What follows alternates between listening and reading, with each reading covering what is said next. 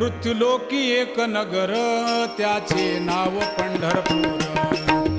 येथील मोकाशी उभा विटेवर पुंडलिक भक्तराज शोभे चंद्रभागातील. बोलती साधू संत जीवा वाटे हुरहुर.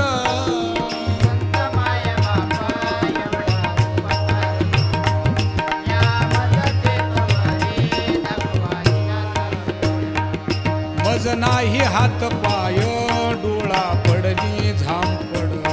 कर्ण हे बधीर झाले वाचा बोले बोबड.